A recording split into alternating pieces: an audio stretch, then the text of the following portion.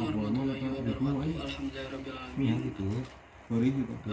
Kita bisa bertemu kembali dengan kondisi sehat Bukan ke walafiat. ganti kulit apa gunang saya. Baik, saya di sini izin memaparkan materi. Sebelumnya kepada ibu dosen yang terhormat dan teman-teman yang saya hormati, saya izin memaparkan materi tentang penyelenggaraan belajar behavioristik. Lalu di sini ada latar belakang. Latar belakang pendidikan merupakan aspek penting dalam pembentukan individu dan masyarakat. Seiringnya dengan perkembangan ilmu pengetahuan tentang psikologi dan pendidikan, berbagai teori dan pendekatan telah dikembangkan untuk memahami dan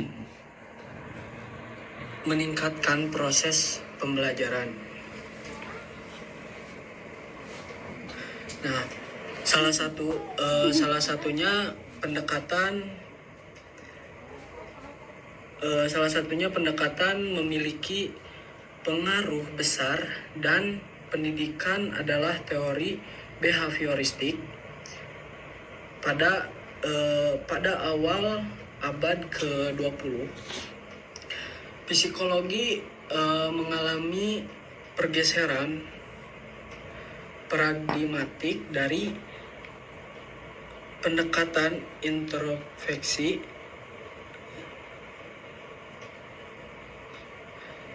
subjektif menuju objektif. Nah, dapat diamati oleh Ivan Pavlov, seorang fisikawan Rusia. Secara tidak sengaja dia menemukan konsep conditioning klasik saat ia melakukan penelitian tentang pencernaan hewan. Nah, temuan ini membuka jalan bagi pengembangan teori behavioristik. Nah, jadi penemuan ini membuka teori, jadi bisa membuka teori behavioristik seperti itu. Nah, lalu ada pengertian belajar. Nah, pengertian belajar ini menurut Surya 1997, belajar dapat diartikan sebagai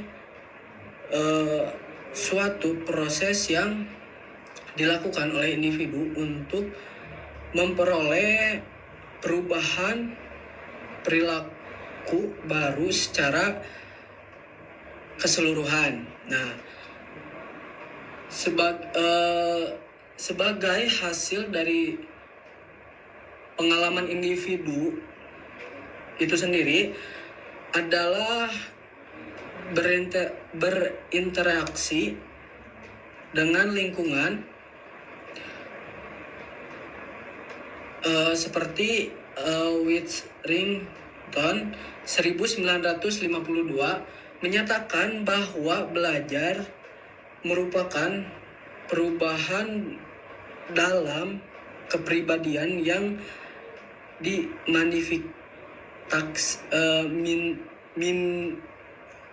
dimanifestasikan sebagian pola-pola respon yang baru berbentuk keterampilan, sikap, kebiasaan, dan pengetahuan. Dan satu lagi kecakapan. Nah, ada juga ciri-ciri belajar. Nah, ciri-ciri belajar ini terbagi menjadi 3. Belajar berbeda dengan kematangan. Nah, yang kedua ada belajar dibedakan dari perubahan fisik dan mental. Nah, yang terakhir ada ciri belajar yang hasilnya relatif menetap, yang relatif menetap hasil belajar dalam bentuk perubahan tingkah laku. Nah, lalu di slide selanjutnya ini ada pengertian pembelajaran behavioristik. Nah, pengertian pembelajaran adalah suatu kombinasi yang tersusun meliputi unsur-unsur manusiawi seperti material,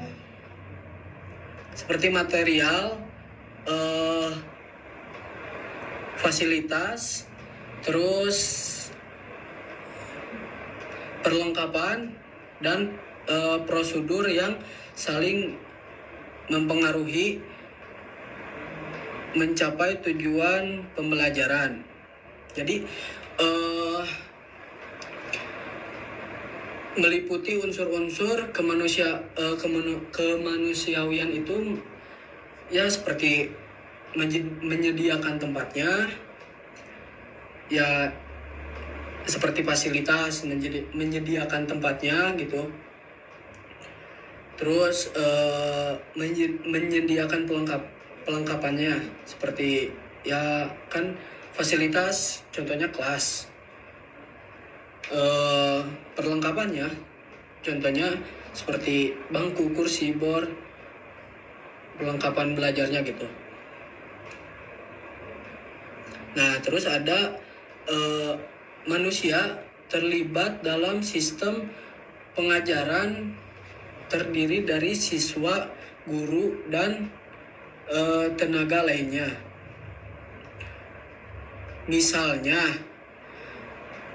audio dan video tetap fasilitas dan perlengkapan terdiri dari ruang kelas, perlengkapan audio,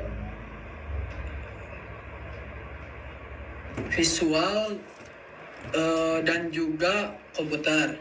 Nah, itu kan masih dan lain-lain lah, masih banyak ya dan lain-lainnya. Nah, itu juga masih termasuk perlengkapan sekolah gitu. Nah, ada juga ciri-ciri pembelajaran. Nah, ciri-ciri pembelajaran ini seperti rencana penataan, ketenagaan, material, dan prosedur yang merupakan unsur-unsur sistem pembelajaran dalam suatu rencana sukses. Nah, jadi dalam material dan prosedur ini berjalannya material ini harus sesuai dengan prosedur, terus merupakan unsur-unsur sistem lah gitu, demi menjalankan rencana yang khusus gitu. Nah, yang kedua ada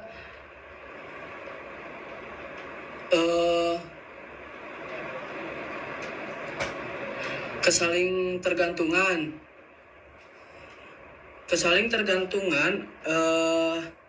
antara unsur sistem pembelajaran yang serasi dalam suatu keseluruhan. Nah, kesaling tergantungan ini ibarat gimana ya? Kesaling tergantungan ini tuh ibarat apa ya? Ya intinya kayak kesaling tergantungan gitulah gitu. Tiap unsur bersifat esensial dan masing-masing memberikan sumbangan kepada sistem pembelajaran. Nah, yang ketiga ini tujuan sistem pembelajaran mempunyai tujuan tertentu, hendak dicapai dan ada ciri ini menjadi dasar perbedaan antara sistem yang dibuat oleh manusia dan sistem yang alami natural. Jadi sistem ini dibuatnya tuh alami gitu, nggak sistemnya tuh nggak asal-asalan gitu ya. Jadi menerapkan sistem ini yang alami gitu. Nah, selanjutnya ada komponen pembelajaran behavioristik. Nah, pelaksanaan pembelajaran merupakan hasil interaksi dari beberapa komponen yang memiliki fungsi tersendiri dengan maksud agar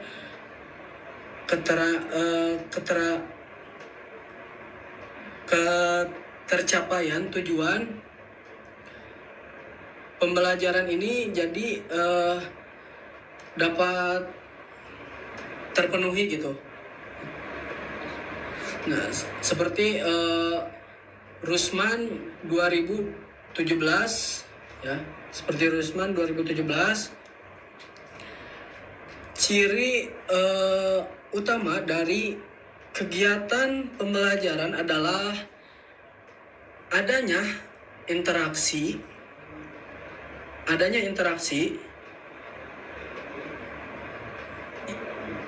yang terjadi antara siswa dan lingkungan, baik itu dengan guru, teman-teman sekitarnya, atau alat-alat ya seperti mancing band, terus ada kadang kan suka ada alat-alat seni di sekolah ya, atau media lainnya gitu. Pembelajaran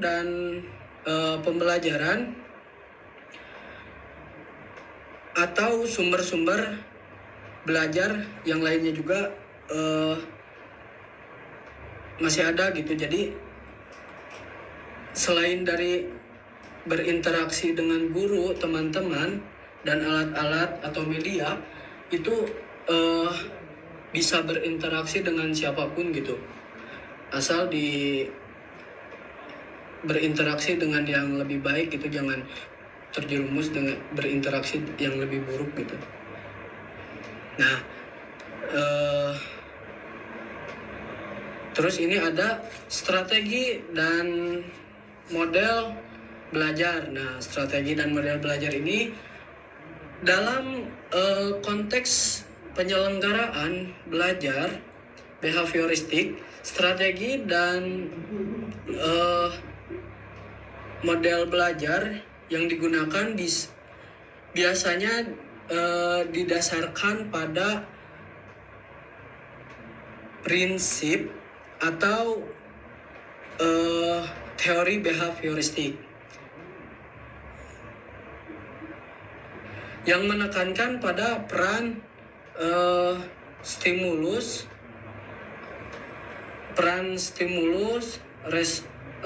respons atau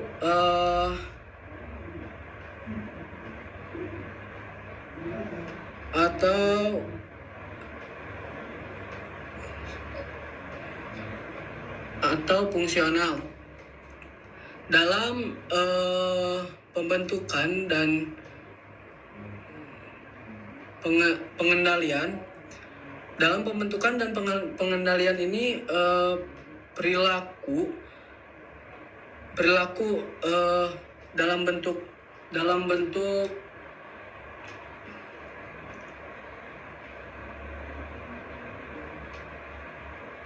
dan saya lupa lagi nih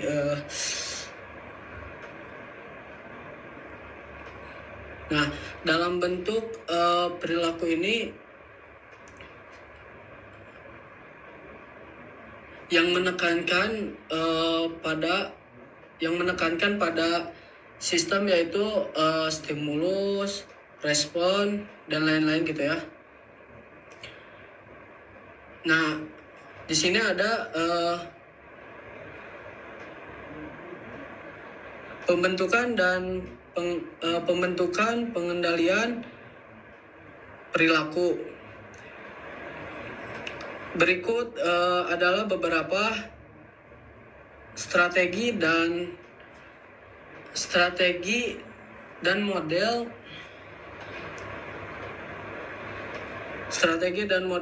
belajar yang sesuai dengan pendekatan behavioristik. Nah,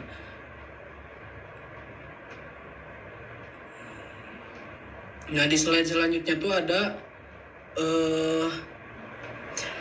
tentang faktor-faktor yang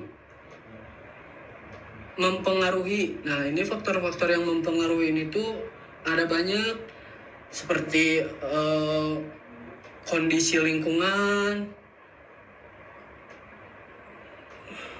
terus pengaturan stimulus, penggunaan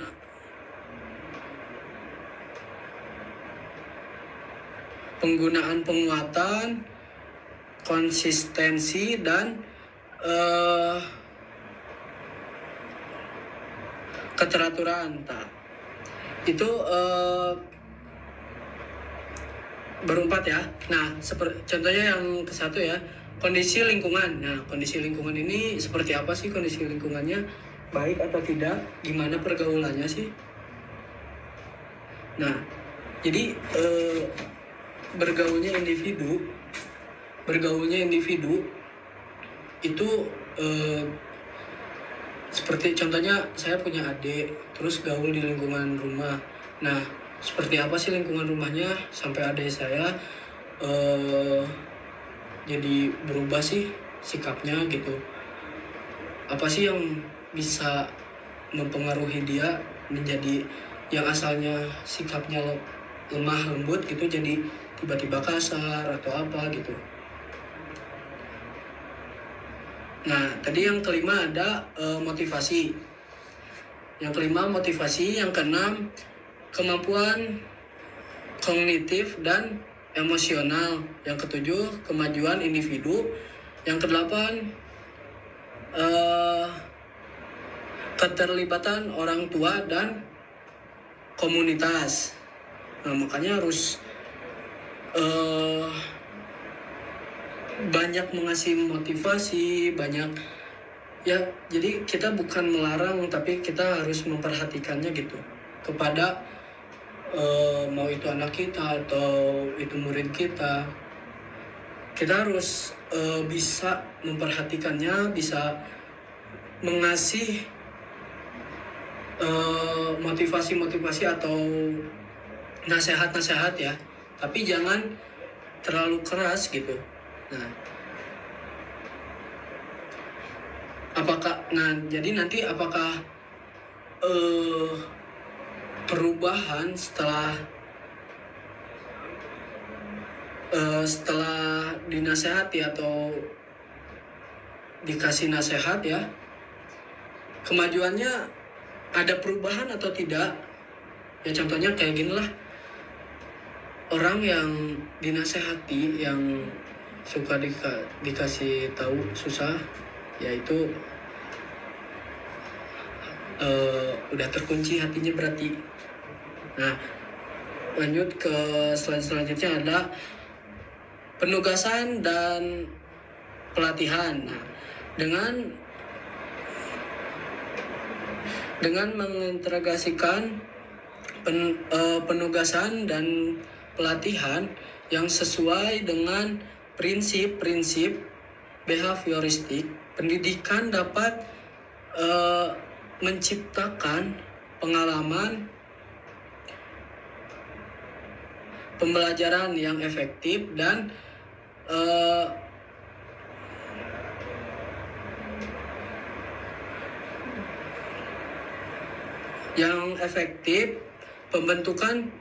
pembentukan perilaku dan pemahaman siswa yang optimal. Nah, selanjutnya ini ada evaluasi dan hasil belajar. Dalam konteks penyelenggaraan belajar behavioristik, evaluasi dan hasil belajar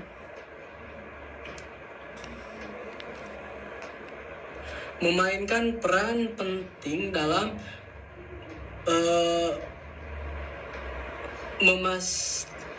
memastikan diinginkan. Jadi dalam memastikan diinginkan, berikut adalah beberapa hal evaluasi dan hasil belajar dalam pendekatan behavioristik. Nah, yang selanjutnya ada kesimpulan. Nah, dalam dari yang tadi saya udah jelasin, dalam semua slide yang saya sudah jelasin, saya di sini izin menyimpulkan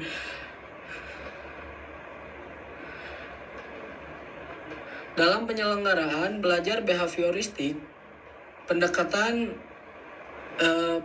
ini mengutamakan peran stimulus, respon, dan lainnya ya, dalam membentuk dan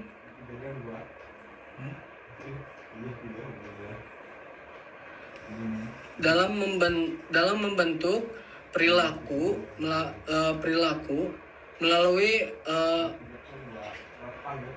penerapan strategi dan model belajar ya, seperti yang saya tadi jelasin.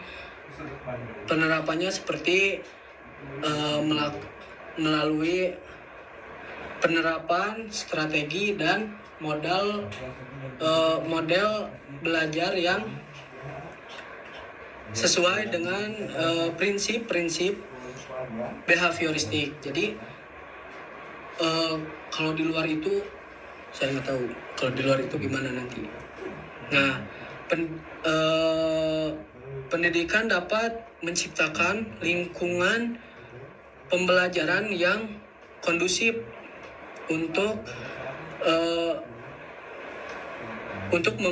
memfasilitasi pembentukan perilaku yang diinginkan dan pencapaian hasil belajar yang optimal. Jadi sekolah tuh contohnya sekolah ini tuh ingin memfasilitasi yang lebih baik gitu untuk pergaulannya dan lingkungannya yang lebih baik biar pembelajaran optimal. Nah, penugasan dan pelatihan merupakan dua komponen penting dalam pendekatan evaluasi dan hasil belajar, berperan penting dalam mengukur kemajuan siswa dan mengidentifikasi area-area yang perlu diperbaiki dalam penyelenggaraan belajar. Nah, jadi adanya penugasan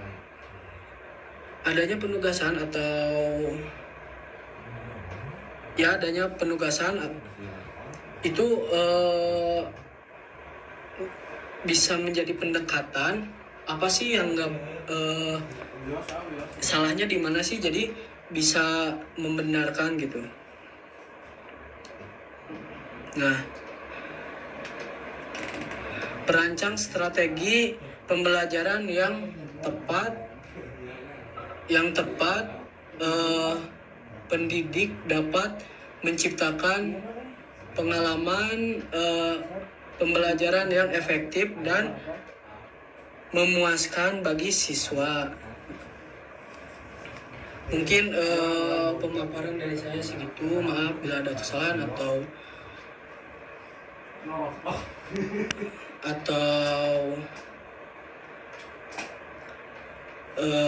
kelewatan atau salah berbicara, maaf. Saya jujur ini sebenarnya mendadak. Baik, terima kasih. Assalamualaikum warahmatullahi wabarakatuh.